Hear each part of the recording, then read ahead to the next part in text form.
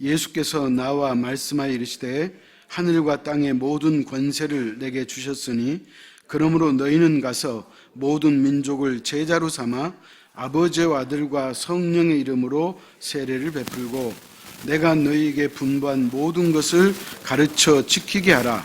볼지어다 내가 세상 끝날까지 너희와 항상 함께 있으리라 하시니라. 아멘.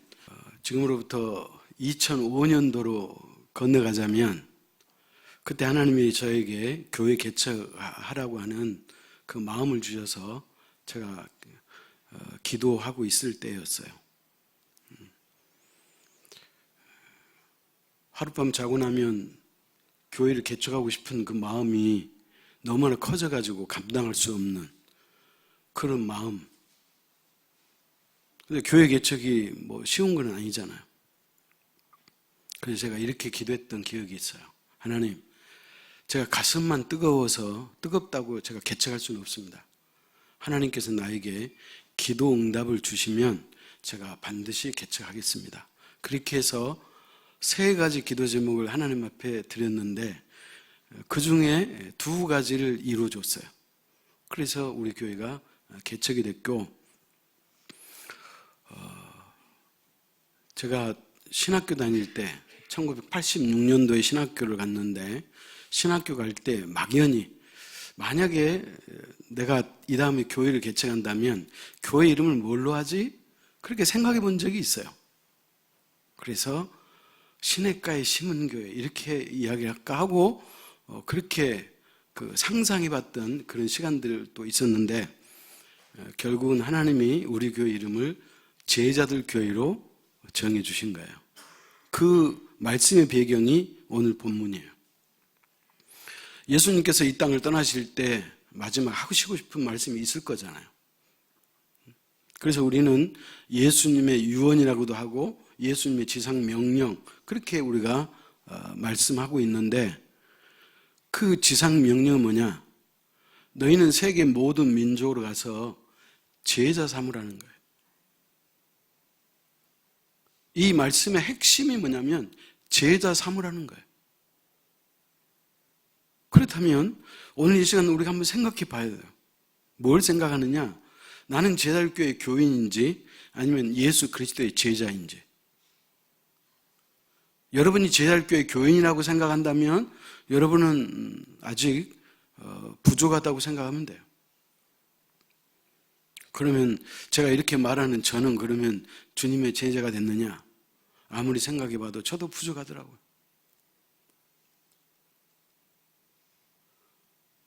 그 부족함 때문에 마음이 아플 때가 있고 또 주님 앞에 죄송스러울 때가 있더라고요. 오늘 예수님께서 모든 민족으로 제자 삼으라 이렇게 말씀하시면서 세계 열방으로 가서 소위 말하면 선교사를 보내라, 선교하라 그렇게 말씀하는 거예요. 그럼 물어보십시다. 예수님께서 왜 교회로 하여금 저와 여러분들로 하여금 선교하라고 하셨는가? 왜 우리는 선교해야 되죠? 왜 우리가 선교를 해야 되는 이 부담감을 가질 수밖에 없느냐? 그것은 주님께서 명령하신 것이고 우리는 저와 여러분은 그 주님의 명령에 순종해야 될 의무가 있기 때문에 그런 거예요. 그래서 오늘 말씀의 제목이 가장 위대한 명령이에요. 주께서 우리에게 선교하라고 명령하셨기 때문에 우리가 할 수 있는 우리의 선택지는 뭐냐? 순종하는 길밖에 없어요. 다른 방법 없어요. 주님의 이 지상 명령에 우리가 선택하고 우리가 걸어갈 길이 있다면 그것은 하나밖에 없는데 그것은 바로 순종인 것을 믿으시기 바랍니다. 기독교 2000년 역사 가운데 교회가 지금처럼 선교하고 하는 이런 역사가 그렇게 길지 않아요. 무슨 말이냐면 실제로 교회가 선교를 해야 되겠다고 마음을 먹고 선교사를 파송하고 하는 이런 역사는 지금으로부터 불과 200년이 조금 넘어요. 그러니까 2000년으로 봤을 때 1800년 가까이는 교회가 선교하지 않았다는 거예요. 그럼 왜 주님은 교회라고 선교하라고 말씀을 주셨는데 왜 교회는 선교하지 않았느냐? 이유가 있었어요. 그건 뭐냐? 오늘 주님께서 우리에게 주신 이 말씀을 잘못 오해하고 있었다는 거예요. 그건 뭐냐? 선교는 교회 가는 게 아니고 주의 제자들이, 소위 말하면 사도들이 선교해야 되는 줄 알았어요. 그러니까 예수님의 12제자가 선교하고 사도들이 선교하는 것이지 우리는 선교하는 것이 아니야. 이렇게 말씀을 잘못 해석하고 그 말씀을 오해해서 교회는 선교할 줄도 몰랐어요. 또 그뿐만 아니라 지금 시대니까 우리가 세계가 어느 지역에 어느 대륙에 어떤 나라가 있고 어떤 민족이 있고 어떤 사람이 살고 있다는 우리가 지금 다 알잖아요. 그러나 예수님 이 당시에는 사람들이 도대체 어디에 사는지 이 지구가 어떻게 생겨 먹은지 그것도 모르는 거예요. 그리고 선교사를 어디에 파송해야 되는지도 모르고 사는지도 모르고 어떻게 해야 되는지도 모르는 그런 시대였기 때문에 그래서 사실상 선교가 불가능했다는 거예요. 그래서 교회가 선교하기로 이제 작정하고 제대로 이 말씀에 따르고 순종하는 것은 200년이 조금 넘는 세월이었다. 그런 말이에요. 근데 이제 오늘 예수님이 십자가에 죽으신 다음에 부활하셨잖아요. 그리고 40일 이 땅에 계시고 나서 하늘로 승천하시기 직전에 오늘 이 말씀을 우리에게 주셨어요. 한마디로 말하면 세계 열방으로, 세계 모든 민족으로 가라는 거예요. 가라는 거예요. 그렇기 때문에 교회는 둘 중에 하나예요. 자기가 가든지 자기가 못 가면 갈 사람을 보내는 거예요. 둘 중에 하나예요. 오늘 우리가 이 자리에 다 앉아 계시지만 우리는 못 갔잖아요. 그러면 우리는 갈 수 없기 때문에 우리는 어떻게 해야 돼요? 보내는 선교사가 되는 거예요. 그래서 우리 교회가 선교사를 파송했잖아요. 그렇기 때문에 어쩌면 우리 교회는 주님의 이 지상 명령에 순종하고 있다고 생각해도 틀리진 않아요. 그렇다면 오늘 본문 말씀을 통해서 예수님이 말씀하신 위대한 명령, 이 지상 명령을 세 가지로 나누어 보고자 합니다. 첫째는 뭐냐? 아까도 말씀드렸지만 이 말씀의 핵심이 뭐라고요? 제자 삼으라는 거예요. 19절 중반절에 이렇게 말하죠. 모든 민족을 제자로 삼아. 그렇게 이야기하는 거예요. 그렇기 때문에 교회는 복음을 전해야 돼요. 우리끼리만 잘 먹고 우리끼리만 안전하고 우리끼리만 행복하고 우리끼리만 사는 것은 큰 의미가 없어요. 하나님께서 결코 우리에게 그런 삶을 원하잖아요. 물론 하나님이 우리에게 복을 주시고 우리에게 평안을 주시고 우리에게 복된 삶을 주시는 걸 맞아요. 그렇다면 우리가 이것을 우리가 누리는 것으로 끝나지 말고 우리가 이것을 세계 열방으로 세계 모든 민족으로 선교사를 보내야 된다. 복음을 전해야 한다. 그렇게 말하고 있는 거예요. 그렇다면 제자를 삼으라고 하는 말씀의 핵심이라면 그러면 제자는 뭘까요? 저와 여러분은 예수님으로부터 직접 배운 제자는 아니잖아요. 그럼 오늘 이 시대의 제자는 뭐냐? 제자는 스승으로부터 배우고 스승을 따르고 스승을 모방하고 스승에게 헌신된 사람이 제자라는 거예요. 예수 그리스도가 우리의 스승이기 때문에 우리가 그분의 말씀을 늘 배우는 거예요. 우리가 그분의 말씀에 늘 집중하는 거예요. 그리고 그분이 걸어가셨던 그 길을 나도 따라가는 거예요. 그리고 그분의 삶을 답습하는 거예요. 모방하는 거예요. 그리고 저와 여러분의 삶을 그분께 헌신하는 거예요. 시세말로 그분께 몰빵하라. 그렇게 그게 이 시대의 진정한 제자다. 그렇게 말하는 거예요. 여러분, 교회는 죄송한 표현인데 단순히 설교 듣는 사람을 모으는 것이 교회가 아니에요. 교회는 단순히 예수 믿겠다고 결신하는 그 결신자를 모아놓는 곳이 교회가 아니에요. 교회는 예수 그리스도를 믿고 그분의 제자로 살겠다고 하는 것이, 그게 진정한 성도요, 오늘 이 시대에 그리스도의 제자인 것을 믿으시기 바랍니다. 그 다음에 두 번째는 뭐냐?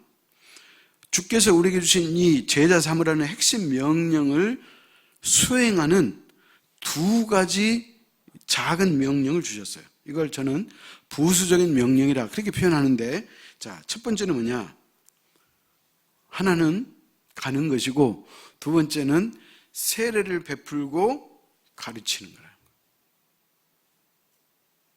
거예요. 두 가지예요. 제자를 삼기 위해서는 먼저는 뭐예요? 가서 그 사람들로 하여금 예수를 믿게 하고, 그래서 결심하면 세례를 베풀고 그들을 다시 제자로 양육하는 거예요. 여러분, 이것이 그리스도인의 사이클이에요. 단순히 내가 예수 믿고 나는 이제 구원받았다, 나는 이제 천국 백성이다, 안심이다, 여기에 머무는 것이 아니고 또 다른 그리스도의 제자를 내가 낳아야 된다는 거예요. 그러기 위해서는 내가 복음을 전할 사람에게 내가 찾아가야 되잖아요. 단순히 우리가 외국에 선교사로 가는 것뿐만 아니라 내가 복음을 전해야 될 내 영혼의 VIP에게 내가 찾아가는 거예요. 한 번 가고 안 되면 두 번 가고, 두 번 가서 안 되면 세 번 가고, 네 번 가고, 그가 예수 그리스도를 믿기까지 우리가 가는 것이 저와 여러분의 사명인 것을 믿으시기 바랍니다. 그래서 이 사람이 어떻게 돼서 하나님이 내 기도를 들어주셔가지고 이 사람이 예수를 믿게 됐어, 그러면 이제 됐다, 그게 아니라는 거예요. 이 사람이 교회의 가르침을 통해서 세례를 받게 하고, 세례를 받은 다음에 이 사람이 그리스도의 제자가 되도록 내가 옆에서 계속해서 그 사람을 서포트해야 한다는 거예요. 도와줘야 한다는 거예요. 그걸 뭐라 그래요? 양육이라고 하는 거예요. 양육. 단순히 내가 교회 전도하는 것으로 끝나는 게 아니고, 이 사람이 교회를 잘 정착하고, 이 사람이 예수 그리스도에 대해서 알고, 그리고 예수 그리스도를 구주로 영접하여 세례를 받고, 이 사람이 잘할 수 있도록 끝까지 옆에서 물을 주고 보살피는 그 역할을 하는 것이, 그게 그리스도의 제자요 성도인 것을 믿으시기 바랍니다. 이게 성숙한 그리스도인이에요. 단지 여러분이 주일날 와서 예배 드리는 것, 그것이 전부가 아니에요. 그래서 이것을 다른 말로 표현하면 재생산이라고 그래요. 우리 재활교회가 생명을 낳고 생명을 양육하는 교회가 될 수 있기를 축복합니다. 우리끼리만 예배드리고, 우리끼리만 은혜 받고, 우리끼리만 잘 살고, 우리끼리만 평안하지 말고 죽어가는 그 영혼들을 향해서 우리가 나아가는 것이, 그게 우리 교회의 목표요, 주님께서 우리 교회를 이 땅에 세우신 하나님의 사명인 것을 믿으시기 바랍니다. 그래서 첫 번째는 우리가 가는 거예요. 어떤 사람은 이런 표현을 해요. 어떻게 말하냐면, 목사님, 대한민국에도 예수 안 믿는 사람이 그렇게 많고 그러는데 굳이 그렇게 외국까지 선교사를 파송해야 되고 우리가 이렇게 선교해야 돼요? 아니, 우리 주변에 죽어가는 사람이 많잖아요. 여러분, 주변에만 있는가요? 우리 식구들 가운데 아직도 예수 안 믿는 사람도 있잖아요. 그러나 그 생각이 맞는 것 같지만 그는 맞지는 않아요. 무슨 말이냐면, 이미 우리 대한민국은 200년 전에 선교사를 파송해서 이미 이 땅에 복음이 들어왔어요. 그리고 1000만이 넘는 사람들이 예수를 믿고 있잖아요. 그렇기 때문에 아직도 복음에 들어가지 않는, 아직도 예수 그리스도라는 그 이름을 한 번도 들어보지 않는 그 땅에 복음을 전하는 것이, 그게 더 뜻이 있는 일이고 하나님이 기뻐하는 일이라는 거예요. 그래서 우리 교회가 김양구 선교사를 네팔에 파송하고, 김양구 선교사님이 현재 4번째 교회를 지금 짓고 있잖아요. 여러분, 모교인 우리 교회보다 더 수많은 사람들이 네팔에서 예수를 믿고 하나님의 백성이 되는 놀라운 역사들이 일어나는 거잖아요. 쉽게 말하면 우리가 우리 주변에 애를 쓰고 노력하는 것보다 그 노력이 미 전도 종교에 가면 더 크고 놀라운 역사를 일으키고 있다. 그렇게 말하는 거예요. 아멘? 그리고 또 한 가지 이게 있어요. 뭐냐면 복음은 우리가 전한다고 해서 그 사람이 다 구원받는 건 아니에요. 우리는 하나님으로부터 어떤 사람이 선택받은지 우리는 알 수는 없어요. 그렇기 때문에 우리는 어떤 사람을 정해놓고, 다시 말하면 이 사람은 하나님이 선택받은 사람이다, 하나님 또 선택받아 안 받은 사람이다, 그것을 우리가 알 수 없기 때문에 우리는 모든 사람에게, 만나는 사람에게 우리가 복음을 전해야 돼. 그러나 실제로 엄밀히 보면 하나님이 선택한 사람만 구원받을 수가 있어요. 아멘? 찾아갑시다. 요한계시록 5장 9절이에요.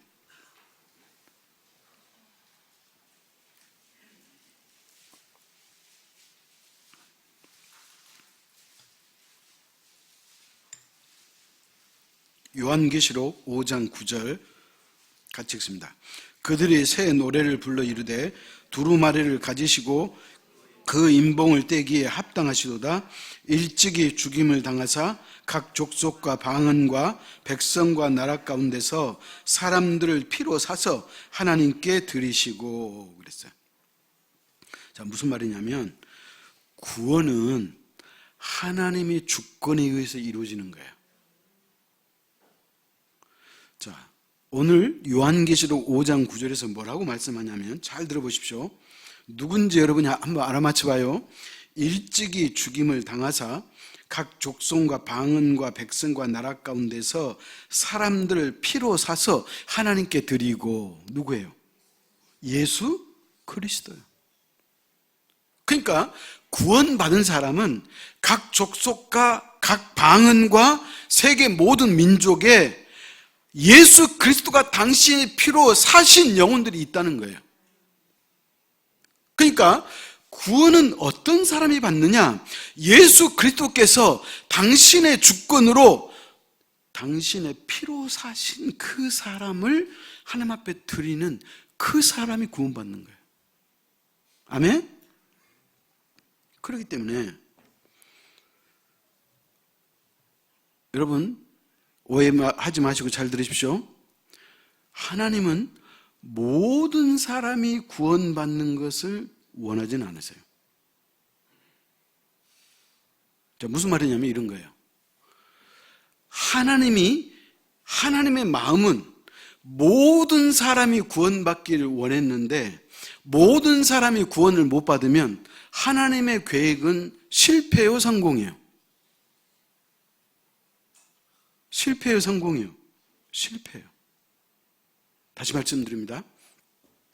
하나님은, 당신의 계획은 이 땅의 모든 사람이 구원받기를 원해요. 그런데 실제로 우리가 주변에서도 보면 예수 안 믿고 죽은 사람 있잖아요.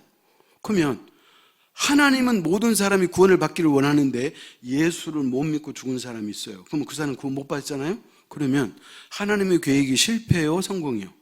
실패요. 자, 다시 말씀드립니다. 하나님은 실패하지 않으신 분이에요. 하나님은 전지하시고 전능하시고 무소부재하시고 하나님은 실패하는 법이 없는 분. 하나님은 완전하신 분이에요. 그렇기 때문에 하나님은 모든 사람이 구원받는 것이 아니고 하나님이 선택하신 사람이 구원을 받는 거예요. 그런데 그 하나님이 선택하는 사람이 우리는 알아요, 몰라요? 몰라요. 그런데 그 하나님이 선택한 그 사람들이 세계 일방에 흩어져 있기 때문에 그 사람들에게 선교사를 파송해서 그들을 구원시키라, 그렇게 말씀하는 거예요. 여러분 헷갈리지 않기를 축복합니다. 하나님이 구원하기로 계획을 세웠는데 어떤 한 사람이 구원을 못 받고 죽었다고 또 가정합시다. 그러면 하나님의 계획이 성공이요, 실패요? 실패예요. 하나님은 실수가 없으신 분이에요. 하나님은 완벽하신 분이에요. 그렇기 때문에 하나님이 구원하기로 작정하신 그 사람만 구원을 받는 거예요. 그렇다면 오늘 이 자리에 계시는 여러분은 하나님이 구원하시고 작정하시기 때문에 이 자리에 계신 거예요. 그렇기 때문에 우리는 예수 그리스도를 나의 구주로 믿고 하나님의 백성이 되었으므로 이제는 그 은혜에 감사해서 주께서 원하는 삶을 우리가 살아드려야 되는 거예요. 오늘 주님이 우리에게 명령하신 너희는 세계 열방으로 가서 세계 모든 민족으로 제자를 삼고 아버지와 아들과 성령의 이름으로 세례를 베풀고 그리고 내가 분부한 모든 것을 가르쳐 지키게 하라, 이 명령을 주셨기 때문에 오늘 우리 교회는 이 명령을 수행하는 거예요. 아멘. 자, 요한계시록 7장 9절 10절 교독합시다.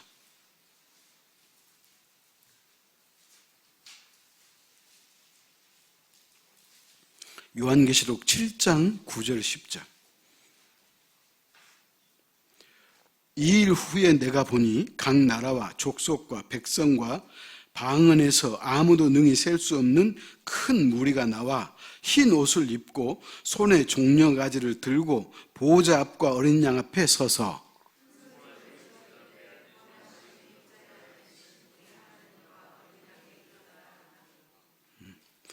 자, 사도 요한이 반모섬에서 환상을 본 거예요.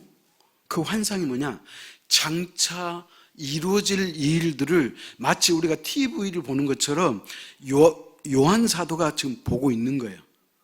그래서 자기가 눈으로 보고 있는 이 환상을 지금 기록하고 있는 거예요. 그 기록의 내용이 뭐예요? 요한 사도가 내가 보니 각 나라와 족속과 백성과 방언에서 아무도 능히 셀 수 없는 큰 무리가, 셀 수 없는 어마어마한 큰 무리가 흰 옷을 입고 손에 종려가지를 들고 보호자 앞과 어린 양 앞에 서서 하나님의 보호자 앞과 그 어린 양 앞에 흰 옷을 입은 무리가 섰다는 거예요. 뭘 들고? 종려나무를 가지를 가지고. 이건 뭐예요? 구원받은 백성을 의미하는 거예요. 아멘? 자, 구원받은 백성이 하나님의 보호자와 어린 양 앞에 서 있어요. 10절. 그들이 큰 소리로 외쳐 이르되, 구원받은 사람이 보호자 앞에서 큰 소리 외칩니다. 뭐라고 외치느냐? 구원하심이 보호자에 앉으신 우리 하나님과 어린 양에게 있도다. 어린 양이 누구예요? 예수 그리스도예요. 그러니까 구원은 하나님과 예수 그리스도의 주권에 있다, 이 말이에요. 하나님과 예수 그리스도가 구원하기로 작정한 그 사람만 구원을 받는 거예요. 아멘? 그렇기 때문에 구원의 주권은 하나님과 어린 양에 있다고 성경은 분명히 말씀하고 있는 거예요. 그렇기 때문에 하나님이 구원하시고자 하는 그 백성이 세계 열방과 그 다음에 각 족속과 방언이란 말은 뭔 말이에요? 언어가 다르다는 거예요.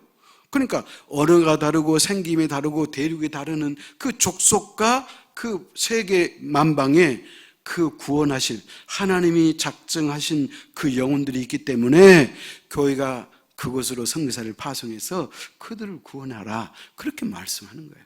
그렇기 때문에 우리는 예수님의 명령에 따라서 그 일을 수행하는 거예요.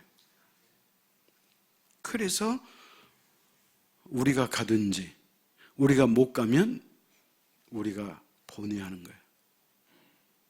둘 중에 하나예요. 그래서 보냄을 받은 선교사가 있고 보내는 선교사가 있음을 믿으시기 바랍니다. 그렇기 때문에 저와 여러분은 보내는 선교사예요. 또 어떤 사람은 선교를 위해서 기도하는 사람이 있다면 그 사람은 무릎 선교사예요. 또 여러분이 선교하는 일에 헌금을 여러분이 드리잖아요. 그러면 여러분 뭐예요? 후원자예요. 선교를 후원하는 후원 선교사예요. 그래서 여러분, 우리가 이것은 내가 이 땅을 떠나기까지, 하나님의 내 영혼을 부르기 전까지 우리가 할 수 있는 일이 있다면 선교사를 보내는 일에, 그리고 후원하는 일에, 그리고 그분들이 그 일을 감당할 수 있도록 뒤에서 서포트하고 물질로 후원하고 기도로 돕는, 이게 하나님이 우리에게 요구하시는 이 시대 그리스도의 제자인 것을 믿으시기 바랍니다. 그 다음에 이제 핵심 제자 사무라의 두 번째가 뭐예요? 세례를 베푼 자들을 가르치라, 그렇게 말했잖아요. 가르치라는 거예요. 그럼 물어봅시다. 여러분이 가르쳐야 되잖아요. 그죠? 그러면 여러분이 가르치려면 어떻게 해야 돼요? 여러분이 먼저 배워야 돼. 그렇기 때문에 교회가, 담임 목사가 교회를 위해서 기도하고 교회를 이끌어가고, 그래서 예를 들어서 이제 우리가 성경 공부도 할 텐데, 그래서 이러한 성경 공부 시간, 또 성경 공부하자고 이렇게 말씀을 드리면 여러분은 그 일에 헌신해야 돼요. 왜냐하면 여러분이 먼저 배워야 되니까. 여러분, 그냥 목사가 그냥 주일날이니까 설교하고, 뭐 수요 예배니까 설교하고, 새벽이니까 설교하고, 여러분, 이게 아니에요. 하나님이 제자교회 담임 목사로 저를 세워주셨으니 이 제자교회가 하나님이 원하는 방향으로, 우리 고창 군에만 교회가 100개 교회가 넘잖아요. 그 교회가 우리의 얼굴이 다르고 우리의 생김새가 다르고 우리의 성격이 다른 것처럼 교회의 역할과 사명이 다른 거예요. 그렇다면 하나님이 우리에게 주시는 역할과 사명이 있기 때문에 그것을 하나님으로부터 받고 그것을 순종하고 나아가는 것이, 그게 교회의 방향성이에요. 그렇기 때문에 여러분이 담임 목사가 교회를 이끌고 방향을 정하고 이끌고 가는 그 방향대로 여러분이 따라와 주는 것이, 그 여러분이 그 좋은 성도예요. 목사의 생각이 다르고 여러분의 생각이 다르고 나는 여기까지 해야지라고 하는 마지노선을 정해가지고 자기 마음대로 신앙생활을 하면요, 결코 그 신앙은 깊어질 수가 없고 결코 그 신앙은 성장할 수가 없어요. 담임 목사가 부족해도 담임 목사가 이렇게 하십시다, 그렇게 하면 여러분 따라주는 거잖아요. 여러분도 가정에서 다 부모잖아요. 자녀가 있는데 자녀가 부모가 하는 말 하나도 안 들어주면 여러분 속상하잖아요. 똑같은 거예요. 오늘 두 번째는 뭐냐? 세례를 베푼 자들을 가르치라, 그렇게 말씀하고 있는. 그래서 내가 너에게 분반 모든 것을 가르쳐 지키게 하라 그랬잖아요. 가르쳐 지키게 하라는 이 말의 의미는 뭐냐? 가르쳐서 하나님의 말씀대로 살도록 순종하게 하도록 하라, 그렇게 말하는 거예요. 그렇기 때문에 저와 여러분이 예수 그리스도를 믿고 하나님의 자녀가 됐다면 우리가 할 역할은 딱 하나밖에 없네요. 그건 뭐냐? 어떤 하나님의 말씀이든지 순종하면 그게 최고로 잘한 삶이에요. 담임 목사 말에 순종하는 말이 아니잖아요. 하나님의 말씀에 여러분이 순종하는 거예요. 하나님이 나에게 10개의 말씀을 주셨다면, 지금은 내가 하나밖에 순종할 수 없다면 이제 나는 2개를 순종해야 되겠다고 작정하고 그 길을 걷는 그 사람이 성숙한 사람이고 그 사람이 잘한 사람이에요. 내 옆에 사람은 8개를 순종하고 있던데 나는 2개밖에 안 되네. 여러분, 그거 볼 필요 없어. 여러분이 있는 그 자리에서 하나라도 더 순종하려고 하면 그게 성숙된 삶이고 그게 복된 성도인 것을 믿으시기 바랍니다. 그래서 우리가 순종하는 거예요. 순종이 최고예요. 그래서 마지막 크게 세 번째로 예수님의 지상명령을 주신 배경과 이유가 있어요. 첫째는 뭐냐? 예수 그리스도의 권세예요. 18절 같이 읽습니다. 예수께서 나와 말씀하여 이르시되 하늘과 땅의 모든 권세를 내게 주셨으니, 그랬어요. 주님께서 우리에게 명령을 했잖아요. 명령을 하셨을 때는 이유가 있을 거 아니에요? 그 이유가 뭐냐? 하나님께서 이 우주 만물의 모든 권세를 예수님 당신에게 주셨다는 거예요. 쉽게 말합니다. 예수님께서 생각할 때 하나님이 나에게 이 땅의 모든 권세를 주셨으므로 내가 너에게 말한다 이 말이야. 아멘? 그 다음에 두 번째는 뭐냐? 그리스도의 약속이에요. 예수님께서 우리에게 너 일해 명령만 하는 게 아니에요. 주님께서 우리가 이것을 순종함으로 말미암아 그 약속을 보장해 주셨다는 거예요. 그게 뭐예요? 20절 하반절에 그러잖아요. 볼지어다 내가 세상 끝날까지 너희와 항상 함께 있으리라. 오늘 박종립 집사님이 은혜롭게 기도하셨는데 박종립 집사님이 뭐라고 그랬어요? 지금은 마지막 시대입니다. 이 마지막 시대에 누가 나와 함께 하는 거예요? 예수 그리스도가 나와 함께 하는 거예요. 그리스도가 나와 함께 하는 거예요. 그런데 오늘 이 마지막 시대만 나와 함께 하는 거잖아요. 영원히 함께 해주신다고 주님이 약속했어요. 그렇기 때문에 주님은 하나님께서 예수 그리스도에게 권세를 주셨기 때문에 우리에게 명령할 자격이 있어요. 그분은 당신의 핏값으로 우리를 사서 하나님 앞에 드렸기 때문에 그분은 우리에게 명령할 자격이 있어요. 그뿐만 아니라 우리가 순종하면 지금으로부터 영원토록 함께 해주신다고 약속하셨어요. 그래서 우리는 주님의 권세 앞에 순종해야 돼. 순종하면 주님이 우리와 영원토록 함께 하시는 축복을 받을 수 있음을 믿으시기 바랍니다. 순종하는 거예요. 그래서 주님께서 우리에게 권세를 주셨기 때문에 주님의 선교는 결코 실패하지 않아요.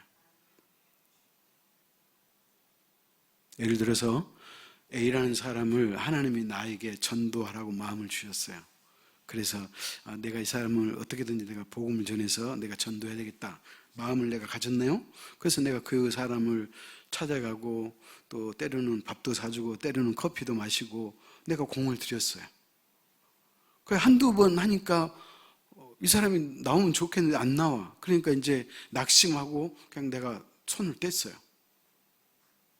그러면 이 사람은 이제 멸망할까요? 그렇지 않아요. 하나님이 그 사람을 구원하시기로 작정하셨으면 나를 보내주셨는데 내가 그 역할을 못하면 하나님은 또 다른 사람을 통해서 그 영혼을 반드시 구원하는 거예요. 왜? 하나님의 계획은 실패가 없기 때문에. 그래서 그런 거예요. 그러면 나 말고 다른 사람이 그 사람을 전도해가지고 그 사람의 영혼을 구원받았어요. 그러면 상급은 누가 받아요? 그 사람이 받는 거예요. 나는 그 영혼의 구원받는 일에 대해서 나는 상급이 없어요. 그렇기 때문에 하나님께서 나에게 누군가를 전도하라고 마음을 주시면 그 사람을 위해서 우리가 끝까지 애를 쓰고 기도하는 거예요. 그게 오늘 이 시대 사명자요, 성숙한 그리스도인 것을 믿으시기 바랍니다. 결론이에요. 제일교회 성도 여러분, 보냄을 받는 선교사가 있고 보내는 선교사가 있다 그랬죠? 그럼 저와 여러분은 보냄을 받은 선교사는 아니에요. 그럼 우리는 어떤 선교사가 돼도 보내는 선교사가 돼야 돼요. 그러니까 꼭 외국에만 선교사를 파송하는 말이 아니에요. 보낸다는 것은 가까운 사람에게 가는 것은 전도고 국가의 경계를 뛰어넘는 것은 선교라고 그런 거예요. 그러니까 전도든지 선교든지 우리가 가는 거잖아요. 가든지 보내든지 우리가 둘 중에 하나는 해야 된다 그렇게 말하고 있어요.